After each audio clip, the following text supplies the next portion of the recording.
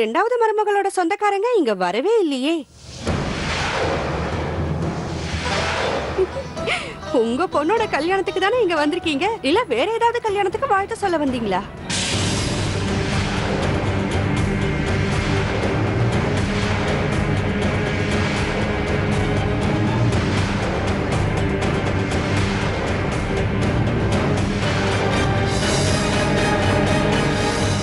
உங்க சொந்தக்காரங்கெல்லாம் வேற வண்டியில வந்துகிட்டு இருக்காங்களா?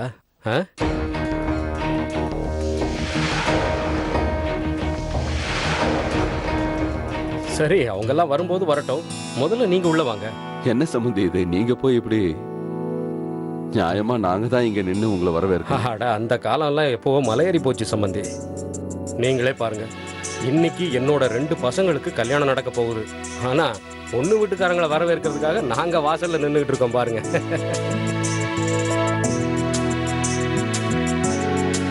சரி, வாங்க உள்ள போலாம். ஒரு நிமிஷம் இருங்க.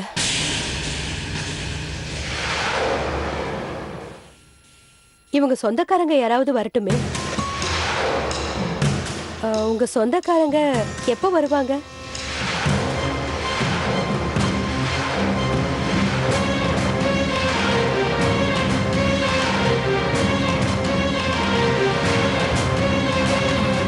அது வந்துங்க, எல்லாமே அவசரமா நடந்ததுனால அவங்க கிட்ட நாங்க என்ன சொல்றதுன்னு.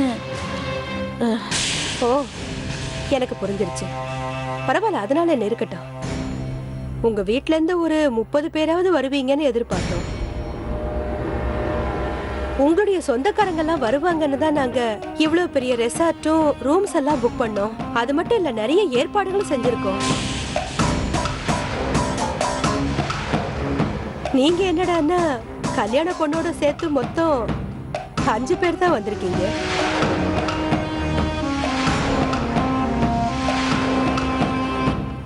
அவங்க எல்லாருக்காகவும் செஞ்ச ஏற்பாடு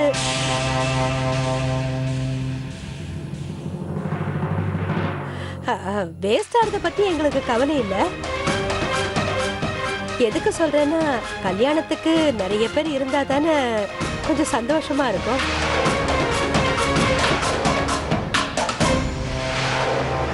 அட, கல்யாணத்தை சிறப்பாக்க தான் நாங்க வந்திருக்கோம்ல, அப்புறம் என்ன? இப்ப பாத்தீங்கன்னா கல்யாணத்துக்கு ஒரு 3 பேர் இருந்தா மட்டும் போதும். அவங்க இல்லைன்னா கல்யாணம் நடக்கவே நடக்காது. யாருன்னு பாக்குறீங்களா? கல்யாண பொண்ணு, அப்புறம் பையன், அதுக்கப்புறம் மந்திரம் சொல்ற புரோகிதர்.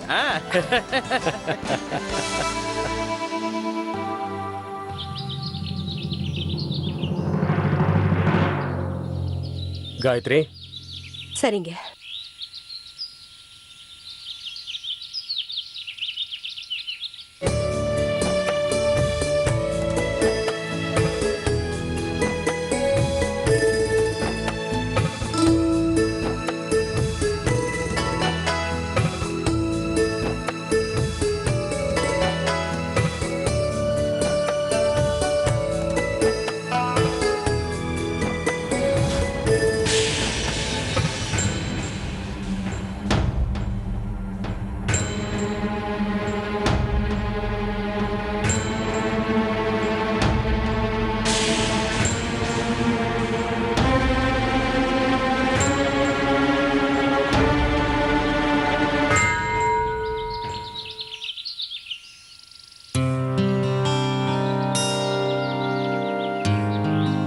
நல்லா இருமா.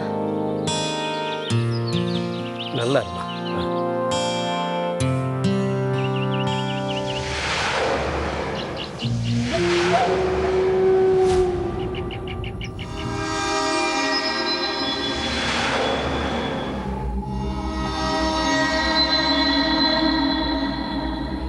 வாழ்த்துக்கள் சம்பந்தியம்மா. உங்களுக்கு எங்க வாழ்த்துக்கள்.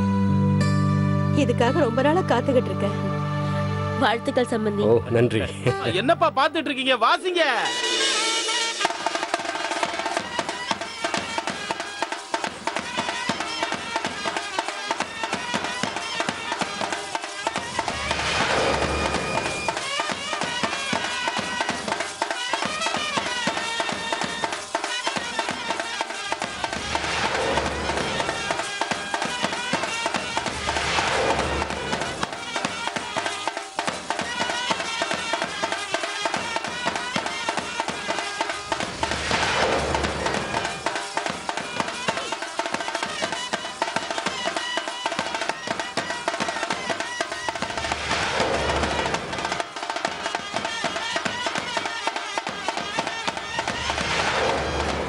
விஜி, பிரீத்தியை வீட்டுக்குள்ள கூட்டிட்டு போ.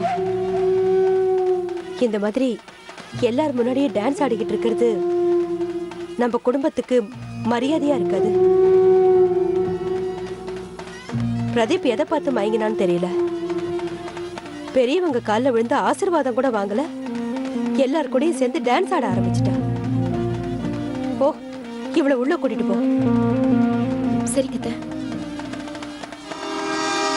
பிரீத்தி, எப்படி இருக்க? அக்கா, எனக்கு என்ன, நான் சூப்பரா இருக்கேன். அது சரி பிரீத்தி, இது யாருன்னு தெரியுமா? ஆர்த்தி, ராஜேஷோட உட்பே. ஏன் தெரியாது? மால்ல தான் காட்டுனீங்களே. ஆமால. ஆர்த்தி, இதுதான் பிரீத்தி, பிரதீப்போட உட்பே. ஹாய். சரி வாங்க உள்ள போலாம்.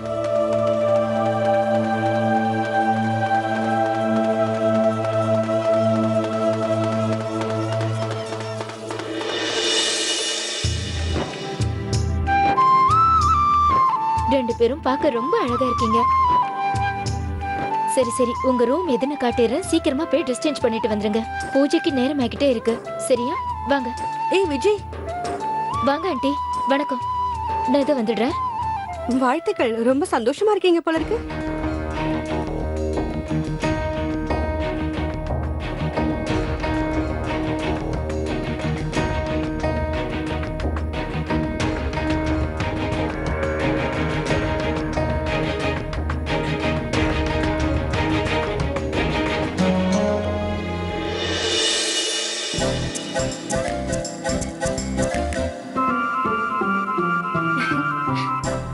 என்னக்கா, ராஜேஷ் மாமாவை தேடிட்டு இருக்கீங்களா? இல்லங்க, அது வந்து எதுக்காக நீங்க இந்த அளவுக்கு வெக்கப்படுறீங்க? நானும் பிரதீப் தான் தேடிட்டு இருக்கேன். எங்க போனானே தெரியல, ஆளையே காணோம்.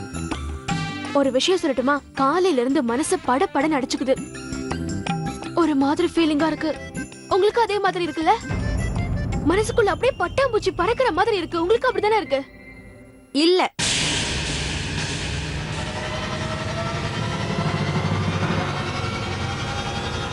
எல்லாத்தையும் நீ தப்பா புரிஞ்சிட்டு இருக்க. ஆர்த்தியோட மனசுல அந்த மாதிரி எதுவும் இல்ல, தெரியுமா? அதுக்கு என்ன காரணம்னு தெரியுமா? இவளுக்கு என்ன இது உன்ன மாதிரி முதல் கல்யாணம்னு நினைச்சியா?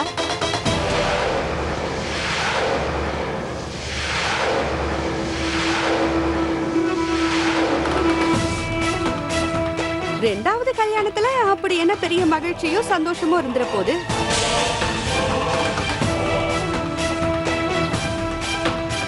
புதுசா ஒரு விஷயம் நடந்தாதான் அதுல ஆச்சரியமும் சந்தோஷமும் இருக்கும். முதல் கல்யாணத்துலதான் எந்த பொண்ணுக்கும் இந்த மாதிரி சந்தோஷம்லாம் இருக்கும். இவளுக்கு ரெண்டாவது கல்யாணம் தானே.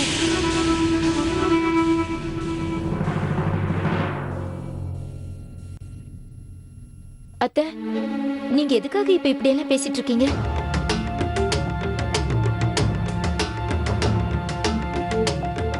சரி ஆர்த்தி, பிரீத்தி, ரெண்டு பேரும் போய் சீக்கிரமா ரெடி ஆயிட்டு வாங்க. பூஜைக்கு நேரம் ஆகிட்டு இருக்கு.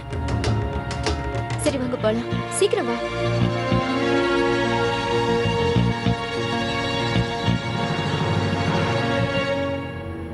பிரமாதம். உண்மையிலேயே அந்த ஆர்த்தி ரொம்ப அதிர்ஷ்டசாலிதான். இல்லன்னா வாழ்க்கையே முடிஞ்சு போனவளுக்கு திரும்ப வாழ்க்கை கிடைக்கிறதுங்கிறது சாதாரண விஷயமா?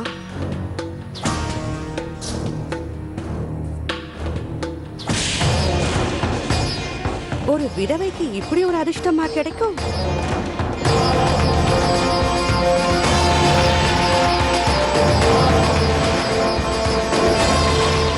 ராஜேஷுக்கு நாங்க ஒரு விதவையை கல்யாணம் செஞ்சு வைக்க கூட தயாரா இருக்கோம். ஆனா விவாகரத்தான பொண்ணை கல்யாணம் பண்ணி வைக்க எங்களுக்கு விருப்பம் இல்லை. ஒரு அப்பா அம்மா தன்னோட விதவை பொண்ணுக்கு மறுமணம் செஞ்சு வைக்கிறது ஒன்றும் பெரிய விஷயமே இல்லை. ஆனால் ஒரு மாமனார் மாமியாராக இருந்துக்கிட்டு தன்னோட மருமகளுக்கு மறுமணம் பண்ணி வைக்கிறதுக்கு பெரிய மனசு வேணும். இன்னைக்கு எப்படியாவது ஆர்த்தி கிட்ட நான் உண்மையை சொல்லியே ஆகணும். அவ விதவைங்கிற பொய்யை சொல்லிதான் அவளுக்கு கல்யாணம் ஆகுதுன்னு தெரிஞ்சா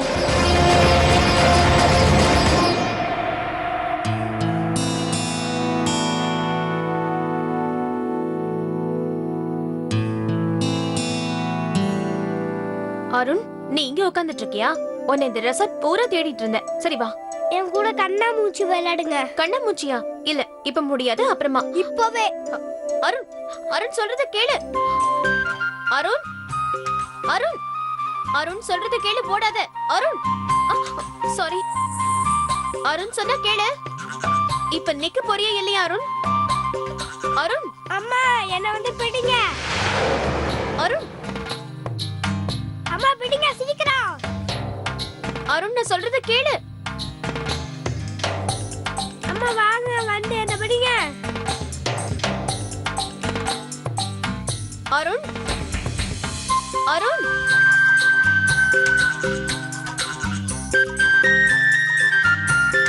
இந்த பையன் எங்க போனான்னு தெரியலையே. நிச்சயம் இந்த ரூம் கூட தான் போயிருக்கணும்.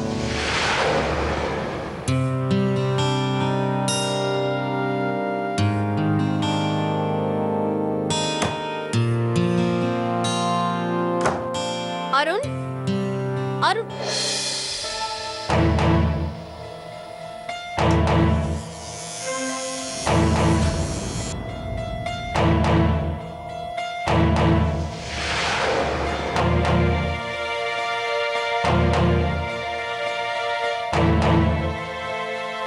கடவுளே, இப்ப நான் யாரோட ரூமுக்கு வந்திருக்கேன்?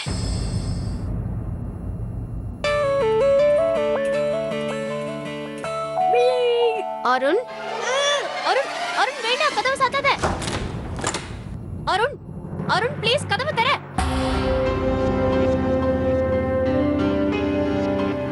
இப்ப அம்மாவால என்ன பிடிக்கவே முடியாது.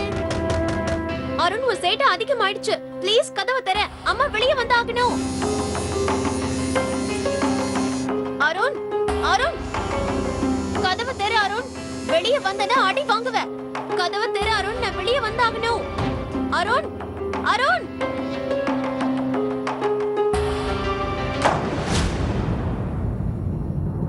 நீங்க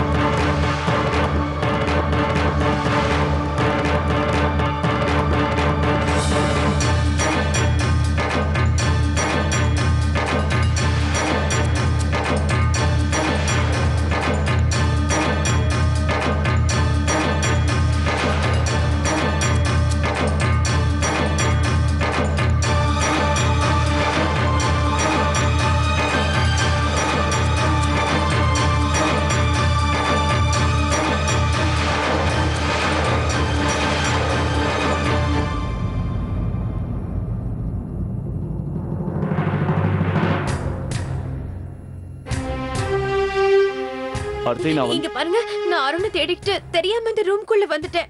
அருண் வேற வெளியே கதவை சாத்திட்டு போயிட்டா. வேற எதுவும் எனக்கு தெரியாது. ப்ளீஸ் யாராவது கதவை தருங்க. ப்ளீஸ் கதவை தருங்க. ஒரு நிமிஷம் சொல்றத கேளுங்க. தயவு செஞ்சு கதவை தருங்க ப்ளீஸ். தயவு செஞ்சு நான் சொல்றத கொஞ்சம் கேளுங்க ப்ளீஸ். யாராவது கதவை தருங்க ப்ளீஸ். நான் கூப்பிடுறத கேக்குதா? யாராவது கதவை தருங்க ப்ளீஸ். கதவை தருங்க. நான் சொல்றத ஏன் கேட்க மாட்டேங்கிறீங்க? கதவை தருங்க. நான் சொல்றத கொஞ்சம் யாராவது கதவை தருங்க ப்ளீஸ்.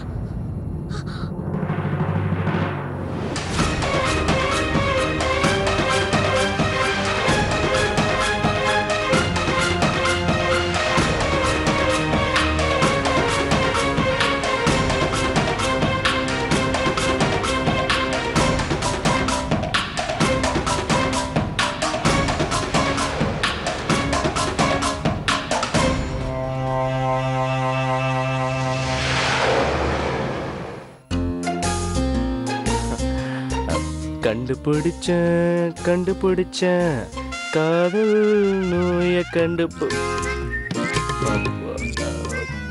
ஒண்ணும் இல்ல. நான் கிளம்புறேன்.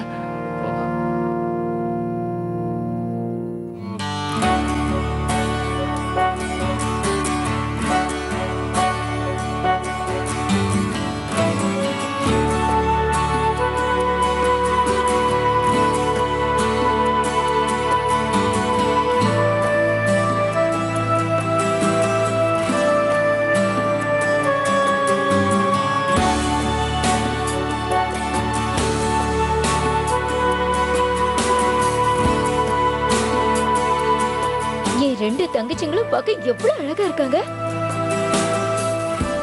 ஏன் இருக்க மாட்டாங்க? அலங்காரம் பண்ணது நானாச்சே. ஆமாக்கா, you're a perfect housewife. வீட்டு வேலை மட்டும் இல்லாம மேக்கப் வேலையெல்லாம் கூட சூப்பரா பண்றீங்க. You're so good. Thank you. அது வந்து சொல்லு ஆர்த்தி, என்னாச்சு? இல்ல, பரவாயில்ல விடுங்க. பயப்படாத ஆர்த்தி, எதுவா இருந்தாலும் தைரியமா சொல்லு. அது வந்து மேக்கப் கொஞ்சம் அதிகமா இருக்கிற மாதிரி இருக்கு.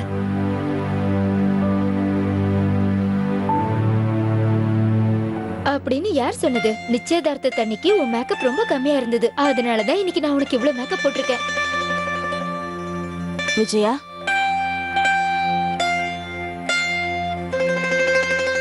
ஒரு நிமிஷம். சம்பந்தியமா உங்களை கூப்பிடுறாங்க. அட ஆமா, நான் எல்லா வேலையும் மறந்துட்டு இங்க உங்களுக்கு மேக்கப் போட வந்துட்டேன்.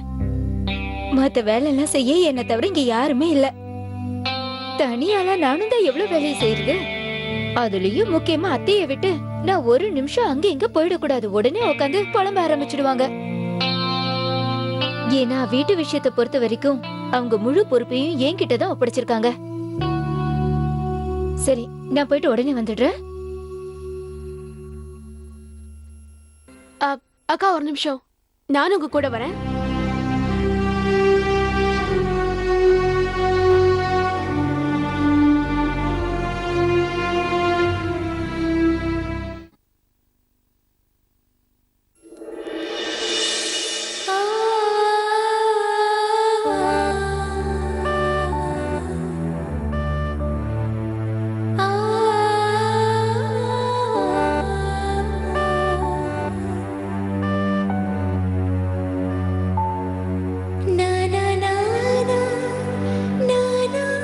என் கண்ணி பட்டுடும் போல இருக்கு.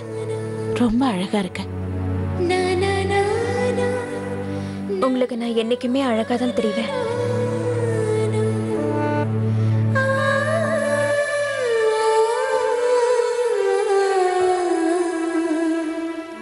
ஆர்த்தி, உன்னை பூஜைக்கு கீழே கூப்பிடுறதுக்கு முன்னாடி உன்கிட்ட ஒரு விஷயத்த சொல்லி ஆகணும். அது ரொம்பவே முக்கியமான விஷயம். சொல்லுங்க அத்தை, என்ன விஷயம்? அது ஆர்த்தி, விஷயம் என்னன்னா, ராஜேஷ் வீட்டை சேர்ந்தவங்க எல்லாம் என்ன நினைச்சிட்டு இருக்காங்கன்னா, நான் சொல்றத கேட்டு நீ என்னை தப்பா எடுத்துக்க கூடாது. அது அது வந்து நான் என்ன சொல்ல வரேன்னா, எங்கப்பா இருக்க?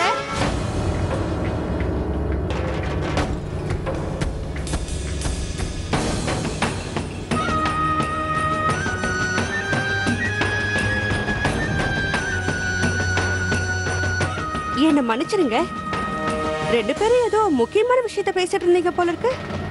நான் தான் தப்பான நேரத்துல வந்துட்டேன்னு நினைக்கிறேன். இல்ல இல்ல, அந்த மாதிரிலாம் எதுவும் இல்லை. பூஜைக்கான எல்லா ஏற்பாடுகளும் நடந்துடுச்சு. அண்ணி உடனடியா ஆர்த்தியை கீழே வர சொல்றாங்க. சரி, இப்ப அனுப்பி வச்சிடுறேன். அத்தை, நீங்க ஏதோ சொல்ல வந்தீங்களே? ஆர்த்தி, அது வந்து நான் என்ன சொல்ல வந்தேன்னா,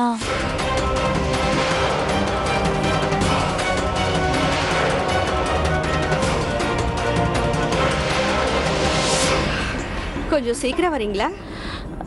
சரிங்க, வாமா. நேரம் வேற போய்கிட்டே இருக்கு. ஆர்த்தி கிட்ட எப்படி உண்மையை சொல்றது? கல்யாணத்துக்கு முன்னாடி ஆர்த்தி அவங்க எல்லாரும் விதவை நினைச்சிட்டு இருக்காங்கன்னு அவளுக்கு தெரிய வந்ததுன்னா அதுக்கப்புறம் நான் என்ன பண்ணுவேன்?